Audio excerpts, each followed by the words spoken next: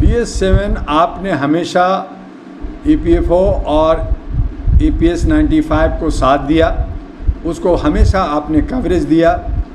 आज सरकार कह रही है कि मैं पैसा देने जा रहा हूँ, 7,500 देने जा रहा हूँ, DA देने जा रहा हूँ, मेडिकल देने जा रहा हूँ, लेकिन ये देने जा रहे हैं, दे नहीं रहे हैं। और इसीलिए हमारे जो बुज़ुर्ग हैं, पेंशनधारी हैं, वो नाराज़ हैं। लगातार धरना प्रदर्शन चल रहा है, इस पे आवाज़ चल रही है। हम लोग मांग कर सकते हैं, हैंड मास्क के बने हुए हैं, हमारे पिछवाड़े पे जो है डंडे मारे जाते हैं, केस झूठे लगा करके जेल भेजे जाते हैं और कहते हैं कि तुम लोग आवाज़ नहीं उठाओ।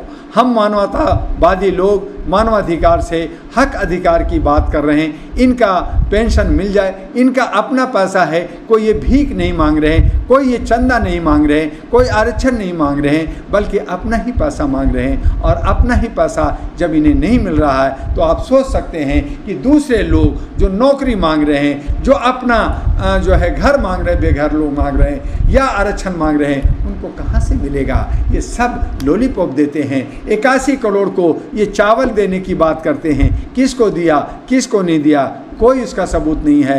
ये जो है शौचालय दे रहे हैं, लेकिन पानी नहीं है, ईंटें से खड़ा हो गया है, लेकिन उसमें पाइप नहीं है, किसको दिया, किसको नहीं दिया, उसका भी हिसाब नहीं है। ये लोग जो है उज्ज्वला में जो है आप सिलेंडर दे रहे हैं, वो कुर्सी बन गया है, किसको दिया, किसको नहीं दिया ये नहीं मालूम। लेकिन गैस का सिलेंडर, गैस जो है 1200 रुपया हो गया है। बीच में चुनाव आता है, कहते हैं मैं कुछ छूट दे रहा हूँ, तो ये जो है कभी बढ़ाना, कभी घटाना, पेट्रोल बढ़ाना, डीजल बढ़ाना और इस तरह से लोगों को बेवकूफ़ बनाना।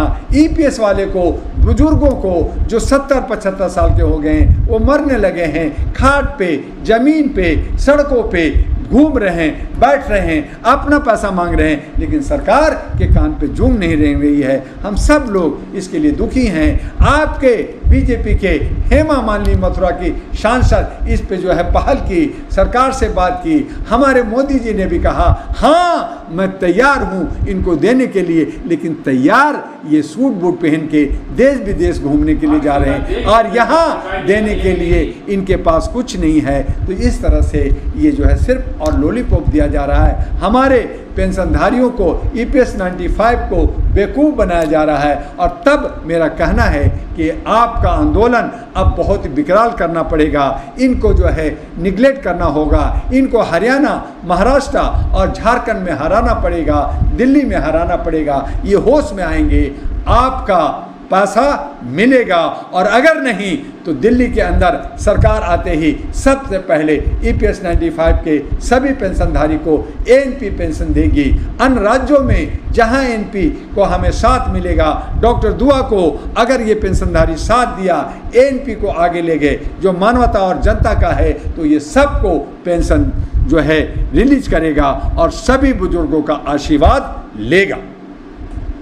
आगे सरकार क्यों नहीं दे रही? क्या सरकारी मंशा नहीं है देने की? क्या लगता है? सरकार डूल मुल्क की नीति है, पैसे जो है गलत जो है मद में खर्च करते हैं, मीटिंग सीटिंग ईटिंग होता है, इनका प्रचार प्रसार होता है, ये अपने चेहरे चमकाने में लगते हैं। तो इनकी नीयत कहीं ना कहीं ढुलमुल नीति है और ये जो है लेट लतीफ़ कर करके ये मौके की तलाश में रहते हैं कि किस मौके पे हमें कौन सा फ़ायदा होगा, उसके आधार पे काम करेंगे। तो ये जनता का या EPS 95 का या युवाओं का, महिलाओं का ये लॉलीपॉप दे देते हैं, कुछ ना कुछ जो है शगुफा छोड़ देते हैं और फिर ये नैरेटिव कर करके हिंदू मुस्लिम मंदिर मस्जिद करके लड़ाना, वोट लेना और इस तरह से वोट की राजनीति चलती है।